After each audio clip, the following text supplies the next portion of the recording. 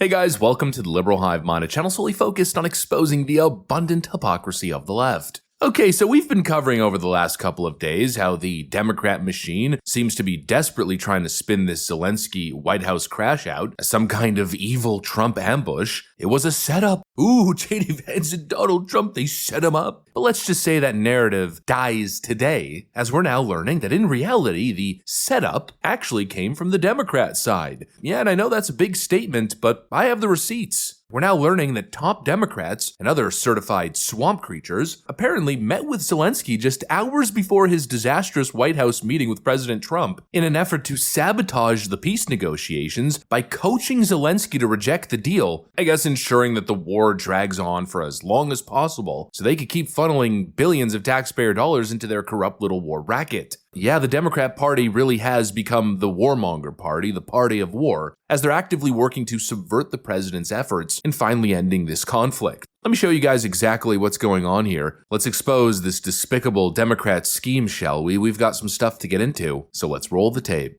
Alright folks, so like I said, there was a secret meeting held with Zelensky ahead of his meeting with the president, and just think about that. Zelensky lands in Washington to meet with the president supposedly, but instead of going straight to the Oval Office, he goes to meet with Chris Murphy and other Democrats, I guess to strategize ahead of the meeting. Take a look. Peace deal that blew up in the Oval Office Friday would have been the starting point for negotiations to end the Ukraine war. It would have put America at the center of Ukraine's future development, and it would have brought back some of the money we invested over there. So how come it fell apart in that Oval Office blow-up? Perhaps it's got something to do with the meeting that Zelensky had with top Democrats hours before he arrived at the White House. Democrat Senator Chris Murphy posted this on X on Friday morning, quote, "Just finished a meeting with President Zelensky here in Washington. He confirmed that the Ukrainian people will not support a fake peace agreement where Putin gets everything he wants, and there are no security arrangements for Ukraine," end quote. In other words,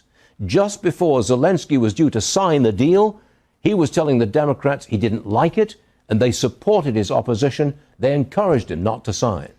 Then Zelensky went into the Oval Office, rolled his eyes, talked over the president, argued with him, and killed the whole thing. Unfrickin' believable. Although I wish we had that privilege, unfortunately, you have to believe it because that's exactly what happened. And it's not like the Democrats are trying to hide it. Just like what was said in the video, Chris Murphy literally tweeted ahead of the meeting. Just finished a meeting with President Zelensky here in Washington. He confirmed that the Ukrainian people will not support a fake peace agreement where Putin gets everything he wants and there are no security arrangements for Ukraine. Yeah, clearly we understand exactly what happened. They met with Zelensky and they created this whole premise that Donald Trump essentially wanted to drop him and give Russia everything that they wanted. They sat with the guy, probably coaching him to reject the deal, feeding him the same idiotic, bad faith talking points that the mainstream media has been pushing the last few days, that there were no security guarantees in Trump's plan. Trump just wants to give Vladimir Putin everything, it's a fake deal, and so no wonder the thing went off the rails. And really I find this notion funny, that Ukraine was offered no security guarantee. The mineral deal itself, in a way, is a security guarantee. If American companies are investing in Ukraine's mineral sector, well, that inherently creates a security guarantee. Because the last thing Russia wants is to start messing with American assets. If all of a sudden American companies are positioned in Ukraine and operating, well, it becomes a completely different foreign policy calculation for Vladimir Putin and the Kremlin than it would otherwise. You think Putin wants to deal with the fallout of attacking an area packed with US infrastructure, personnel, and corporate investment? Of course not.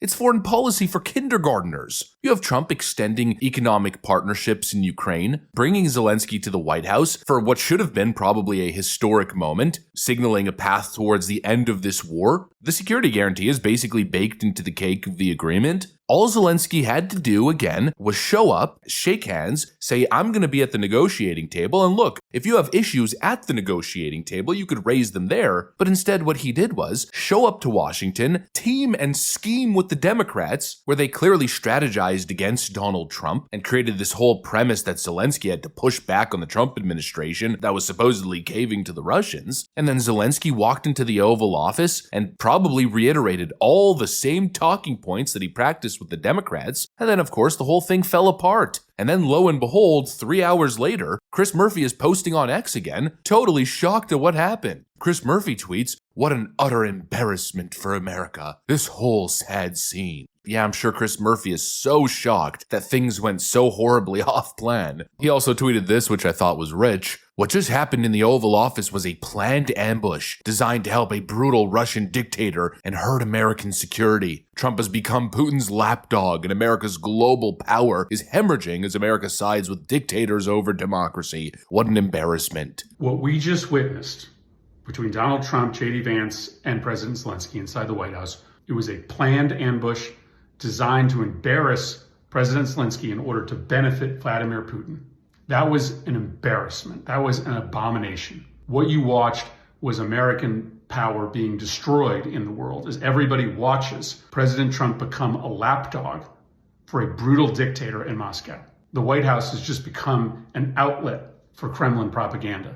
Why the health of Vladimir Putin matters more than the health of democracy. I met with President Zelensky this morning, and he knew that he was going to have a tough job meeting with President Trump. But he was here to try to find some common ground, despite the fact that you can't work for the Trump administration right now unless you pretend that the war in Ukraine was Ukraine's fault. Despite all of that, Zelensky still came here because he cares about his people, because he cares about democracy. What he got was something that no world leader, especially a vital ally like Ukraine, deserves. What an embarrassment for this country. What a terrible day for America's reputation in the world. Give me a frickin' break. Murphy and his deep state buddies obviously coached Zelensky to reject peace, just so they could turn around and then cry Trump bad, Russia bad. It's so obviously all planned and orchestrated. Again, I think this is the midterm strategy. I think they're using Zelensky, frankly, not just for the money incentive, but also for the political incentive. They didn't want this meeting to go well, and they know that Donald Trump is a little bit of a lion, knowing that he would probably take the bait, and then once Trump gets tired of the whole process and starts hitting back, well then all of a sudden Democrats have their next January 6th, right? The next frickin' psyop. Donald Trump is working for the Russians. But unfortunately for them, I don't think their little midterm strategy here, and of course their efforts to keep the corrupt money laundering operation alive, is working so well. In fact, I think the whole strategy backfired quite spectacularly. Firstly, because the American people aren't buying it, and I just recorded a video showing that Donald Trump has a positive approval rating on the issue of Russia-Ukraine, so obviously the people aren't buying it. The narrative's totally backfired. Democrats didn't get the win that they were hoping for, and now that all the heat's coming down on Zelensky, well, despite the sabotage, he's now waving the white flag and essentially groveling at Trump's feet. Look at this. Zelensky just posted this on X. I would like to reiterate Ukraine's commitment to peace. None of us want an endless war. Ukraine is ready to come to the negotiating table as soon as possible to bring lasting peace closer.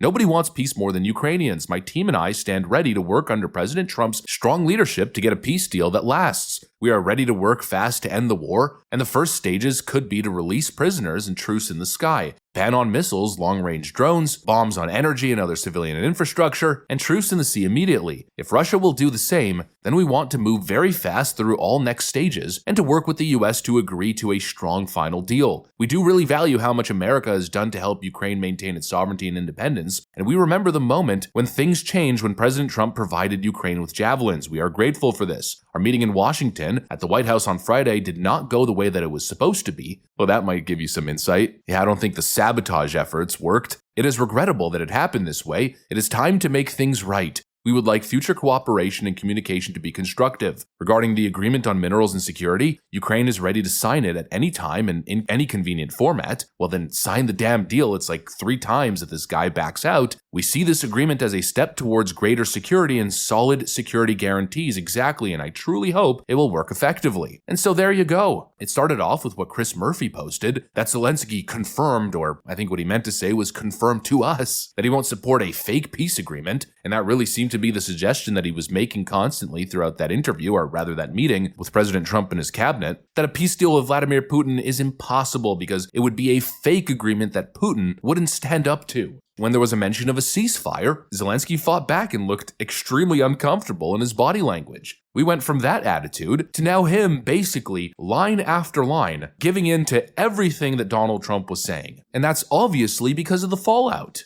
They thought that they were going to make Trump look like a fool and get everybody back on the war effort and get the emotions riled up that were needed to continue endless spending in the region and the continuation of this war for God knows how long. But instead, it seems as though it backfired spectacularly. Their little strategy scrum ahead of the meeting didn't go as planned. And it now turns out that Donald Trump is pretty much getting everything that he wants, which again exposes them so badly because they were making the claim that it was an ambush and that Donald Trump was working on behalf of the Russians, that Donald Trump's demands were so ridiculous. But apparently, now Zelensky is falling in line with everything that Donald Trump suggested. I guess the ideas that he were presenting really weren't all that extreme after all, huh? Anyways, I guess it's just another day in Washington, more Democrats scheming and sabotaging, and Donald Trump just getting the frickin' job done yet again. Anyways, that's pretty much what I got for you guys. Hopefully you enjoyed the video. If you did, make sure to leave a like and possibly subscribe. Thanks for watching, and I'll see you on the next one.